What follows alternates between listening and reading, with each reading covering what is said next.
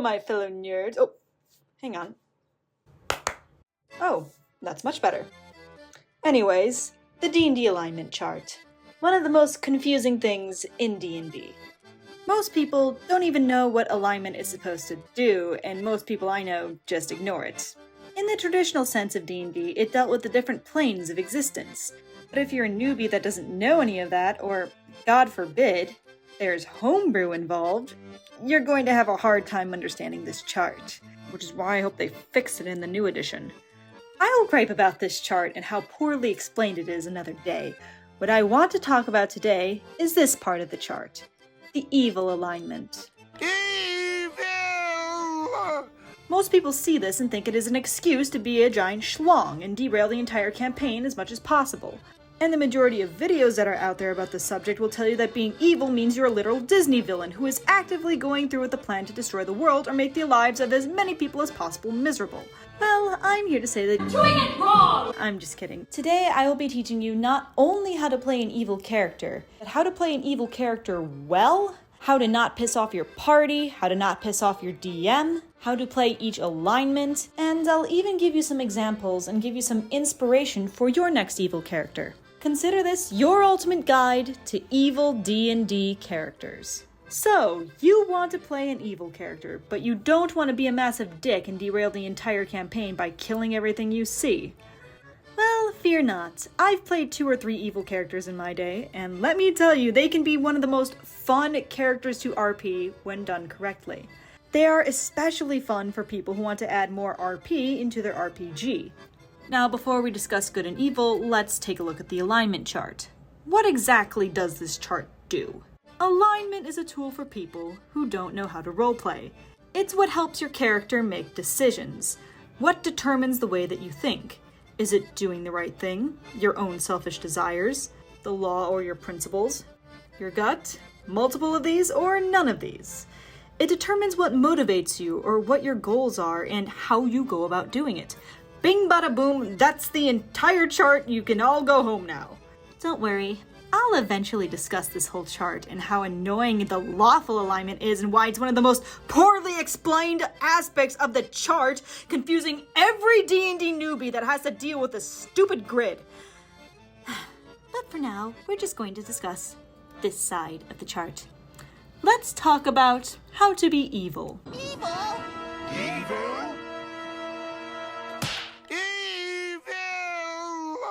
3E defines good and evil as follows. Good implies altruism, respect for life, and a concern for the dignity of sentient beings. Good characters make personal sacrifices to help others. Evil implies harming, oppressing, and killing others. Some evil creatures simply have no compassion for others and kill without qualms if doing so is convenient, or if it can be set up. Others actively pursue evil, killing for sport or out of duty to some malevolent deity or master. I think this is stupid. This is probably one of the crappiest ways to word things. I understand where this is coming from, but it's worded absolutely terribly. What if that person's interpretation of good involves killing a bunch of people? What about that one evil guy that keeps accidentally helping the town? Does that make him good? Take this! You fixed my shoulder. God damn it! By this definition, it's no wonder why no one plays evil characters, why most DMs ban them, and why people that do play evil characters make them the most obnoxious, infamous characters that the entire party instantly hates. Even the creators that wrote this note that this is inconsistent. But apparently this means that you can still be good and kill if the creatures that you kill are evil? But if alignment can also change, then doesn't that still make you evil by killing them instead of trying to convert them? The way 3E defines individual alignments is pretty good and has mostly nothing to do with all of this. But in this definition, they really dropped the ball. How do you expect us to use an alignment like this in a way that doesn't cause headaches for the whole table? Well, I've developed a better method on how to play an evil character that won't instantly be a recipe for disaster. I am not here to change this alignment. However, I am going to reword it in a way that other people can better understand. To understand good and evil, we need to look at not action, but intent. Let's focus less on what the character does and more on the rationale behind it. Good and evil is not a reflection on your character's actions. I repeat, good and evil is not about the actions you commit. It is instead your morals and what you internally prioritize. Do you prioritize others, the party's goals, or yourself? Another better way to look at it is selfishness versus selflessness. For example, a party comes across an orphan in the street. A good character would want to help them because it's the right thing to do, even if it's at the detriment of the party. An evil character would want to ignore them because this doesn't have anything to do with them and would just get in the way. And a neutral character would ask themselves if helping the orphan would be beneficial to the group. If you are going to take away anything from this video, this is the most important. Evil does not mean do bad things because bad things evil. It means putting yourself before others. If you're evil, you don't care about what the right thing to do is or your party's goals. You care about yourself. And that lack of empathy is what will lead you to likely commit more evil actions. And that's it. That's the main core of the evil character. Now, hearing this, evil characters sound a lot easier and fun to play, right? And a lot more likely to integrate into the party. Because if the party's goals align with yours, you'll want to help. But if your party member is dying and that sacred item you've been searching for your whole life is about to fall off a cliff, you're likely going to pick the weapon. If the party is going in a direction that doesn't serve your needs, you may lash out and try to take control. But the character may also think, I really want that sword, but I need help. So I'll go along with this party shenanigans so they can help me later without protest. That's still putting yourself and your needs over others and still falls under the evil alignment because you're thinking about yourself first and foremost. Or maybe saving the world is also one of your goals because no world equals no you. And you like you. You is the most important thing in your life. Evil characters may still end up doing good things, but you did it for yourself and to get something, not because it was a good thing. And good characters may commit evil actions, as long as it fits within their sense of morality. For example, I had a Yuan-Ti artificer who was evil. She prevented another character from talking bad about himself, not because she wanted him to feel good about himself, but because she wanted their bond to grow so she could use him for her own purposes later, which she did. And once she achieved her goal with the party, which was getting her guns back, she left the party to return to her assassin job, seeing no other use for them. The end. On the other end of the spectrum, we have my neutral good ranger, who killed someone and ate their soul because he saw it as an act of revenge on the woman who caused his girlfriend's death. In his mind, he was bringing justice. But he still killed someone. Just because you're evil and do something that ends up saving a town from destruction doesn't mean your alignment suddenly becomes good. Just because you're not going out of your way to kill people and make their lives miserable does not mean you're not still an evil, selfish piece of shit who enjoys toying with others' feelings in order to get them to do whatever you want. Now, let's briefly go over the different evil alignments. For each scenario, we'll apply the alignment to the Heinz dilemma. You know the scenario. A man's wife is dying and a certain medicine can save her. But he can't afford said medicine because the greedy pharmacist priced it up too high, so the man steals it. In this scenario, your party comes across this individual. What do you do? Anyway, the evil alignments. This is often the hardest, most confusing alignment for people to play because they don't understand it. But when done correctly, it is one of the most fun alignments out there. 3E describes Lawful Evil as a character that sees a well-ordered system as being necessary to fulfill their own personal wants and needs, using these systems to further their power and influence. This definition makes sense to me, but I think we can go further with this definition. There are many different ways to interpret this, as the lawful alignment itself has many different interpretations. Your character thinks of themselves, but follows a code or law. More likely than not, it's their own code, but it could also be the law of the land. Maybe you serve yourself and yourself alone, and believe following the law or your code is the best way to do that, as you don't want trouble. That would be wasted effort for you. Maybe having a code makes things less boring for you. Or you can have a character who has morals, but your morals are the only correct ones and everyone else is wrong. You want to make your code everyone else's, my way or the highway. Maybe you're someone who weaponizes the law to their advantage. There's many different ways to interpret lawful evil, all of which are incredibly fun. You can be a corrupt politician, you could be a nefarious head of the church, someone who abuses the law to their advantage, a literal Karen, or someone who just doesn't want to get in trouble with the law because they see it as more trouble than it's worth. In the Heinz Dilemma, this character would throw the thief in jail and see if they could get a reward. Maybe that pharmacist will be so grateful for your help that he'll give you some drugs. 3E interprets neutral evil in two different ways.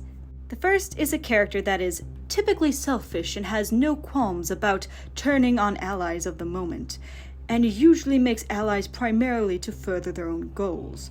A neutral evil character has no compunctions about harming others to get what they want, but will neither go out of their way to cause carnage or mayhem when they see no direct benefit for themselves. The second interpretation is a character who holds up evil as an ideal, doing evil for evil's sake, and trying to spread its influence.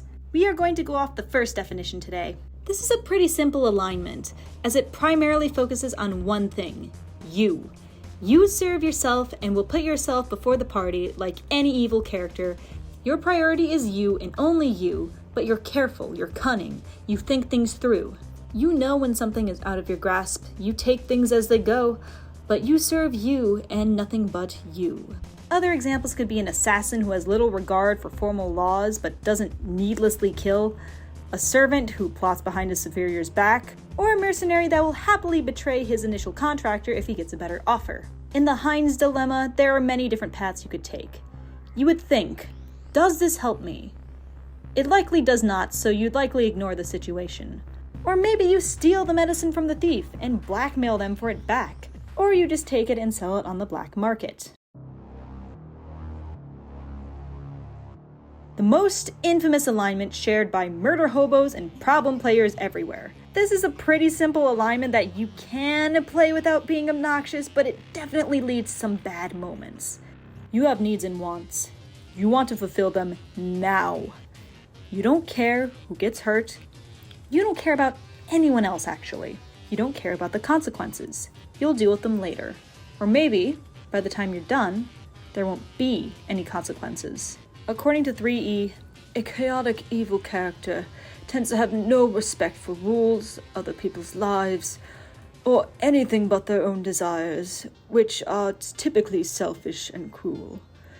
They set a high value on personal freedom, but do not have much regard for the lives or freedoms of other people. Chaotic evil characters do not work well in groups because they resent being given orders and usually do not behave themselves unless there is no alternative. Examples of this alignment include higher forms of undead, violent killers who strike for pleasure rather than for profit, demons, red dragons, and orcs. I don't necessarily agree with the violent killers that strike for pleasure thing, because that could be any evil alignment. It's how you kill that determines your alignment. Do you kill those who fit or don't fit into your rules? Do you kill but are smart about it? Or are you a literal murder hobo? Chaotic evil tends to be the actual murder hobo alignment. Threat? Kill them. Annoyance? If I hurt them, they'll leave me alone. You basically think like an animal running on instinct. If you, as a humanoid character, have that ability to think for yourself, but choose to cut out anything involving your frontal lobe, like compassion, reason, logic, focusing only on you and your survival, not caring if someone or something gets hurt, that is chaotic evil. If cornered or in danger, you're going to attack. Survival is your primary motivation, and nothing is going to get in the way of it. You are Oonga Boonga. That's why I like the idea of shifting the alignment to chaotic evil when you embrace being a werewolf. It's giving into those primal survival instincts. Now, I know what you're going to say. Most animals and beasts are chaotic neutral though, if they even have an alignment. Think of it this way. Both chaotic neutral and chaotic evil are instinct-driven Oonga-Boonga alignments, but chaotic neutral has some sense of community and empathy for others. For example, a wolf will care for its pack. Chaotic neutral. That's why all cats, which are solitary creatures, are chaotic evil. Just kidding. It's toddlers that are chaotic evil. You are basically a toddler. You are the id. You are the Veruca Salt, if you will. Don't care how, I want it now. A chaotic neutral character will care about the goals of the party, but will rely on their instincts when deciding what they want to do. A chaotic evil character will say, fuck the party, I do what I want. This is the true chaotic stupid, fuck the consequences, I do what I want alignment.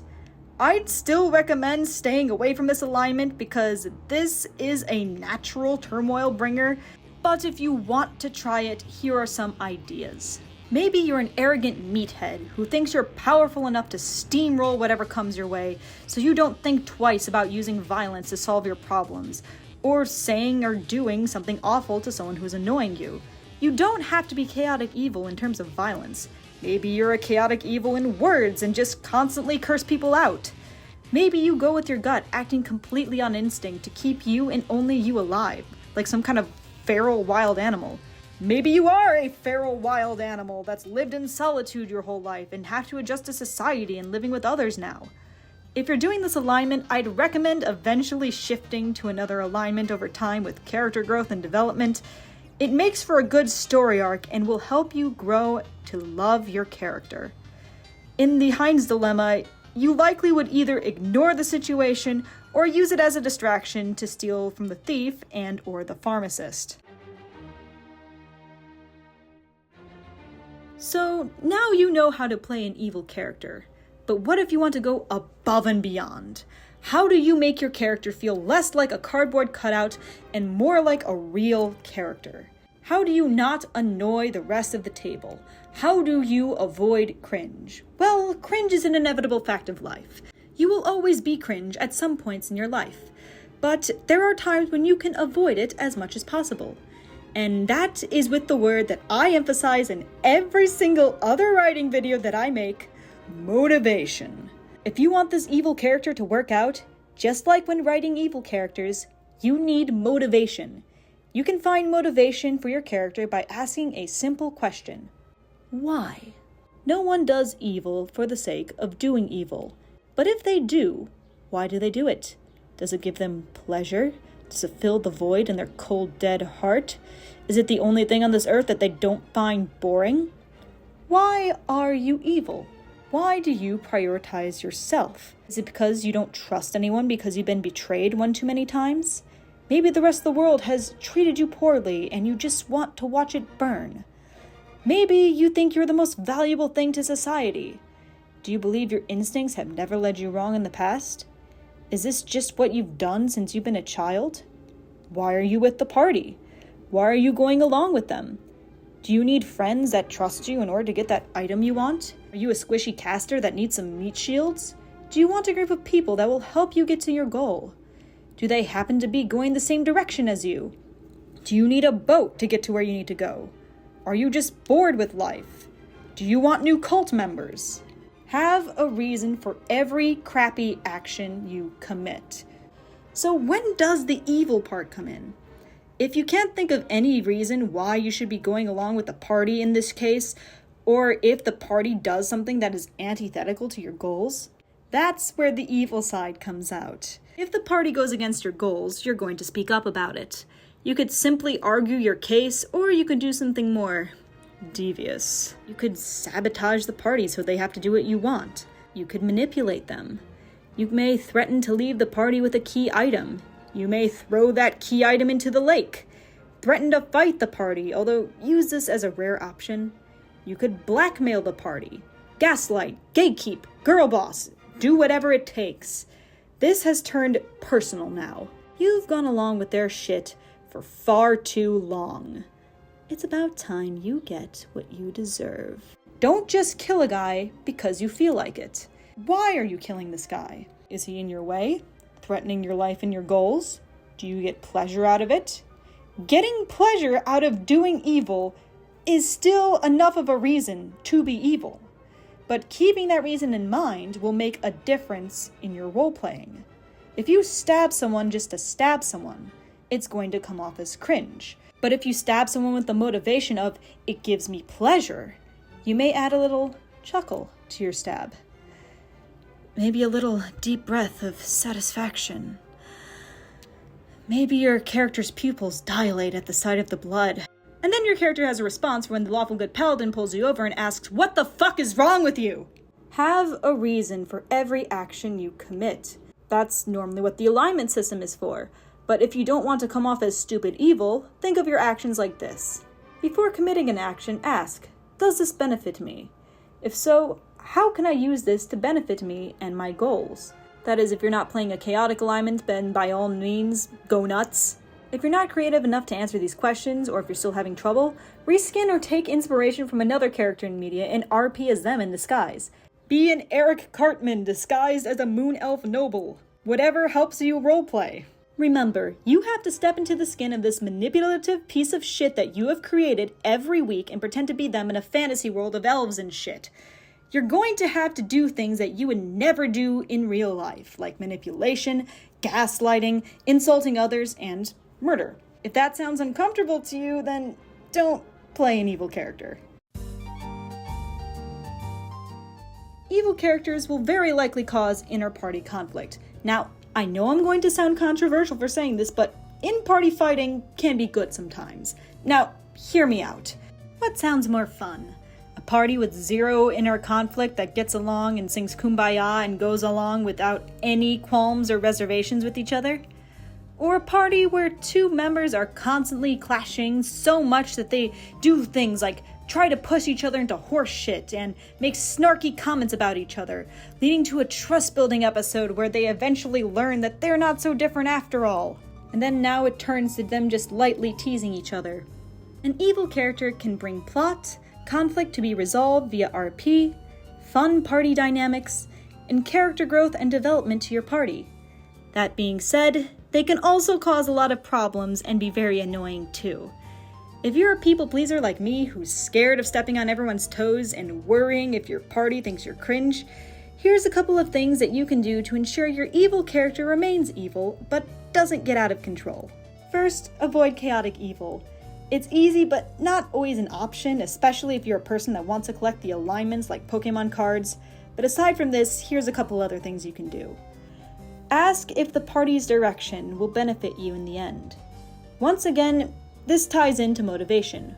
Why is your character doing this? Why are you following this party? If you're a person that tries to avoid conflict, think of what your character can get by following this party and come up with a justification for why you're going along with the party. Likely your character has another goal in mind. Maybe you need more people to get vengeance on someone or steal an ancient artifact that you want. Also remember, being mean to other characters in character is fine. Being mean to players themselves is not. If you're an evil character, likely you're going to be an asshole. To NPCs, to PCs, and assholes can be fun to play, but they can occasionally get annoying. If you're unsure whether or not you're annoying others, ask and the other players will normally tell you. If you don't know how to ask like this. Hey guys, if I'm being too much of a douchebag, or if I'm going a little bit off the rails, or if I do something you don't feel comfortable with, feel free to let me know and I can tone it down. That's really all you need to do. Establish that boundary in the beginning and you should be fine. In conclusion, the evil alignment is not about the actions you take, but rather about the selfishness and prioritizing yourself above everything, including the party. Remember, don't be a dick for the sake of being a dick. Have motivation behind you being a dick. Also have a motivation to be in your party. And remember, if you're being an asshole, keep it in character. With this guide, I hope you can make your next evil character less annoying and disruptive and more fun. And don't forget, one of the most important things, alignment can change. You are never stuck in one alignment forever, especially if you are an evil character surrounded by good. Maybe this adventure will make you see the light and grow as a person. Character growth and change should be a part of D&D. With your character going through a lot, it should be inevitable that they change a bit. And with that, you now know how to play an evil character. Have fun! Let me know if you like these D&D videos, and let me know if you want me to do a video on all the other alignments, because I have a video prepared for that too. But until then, keep on studying.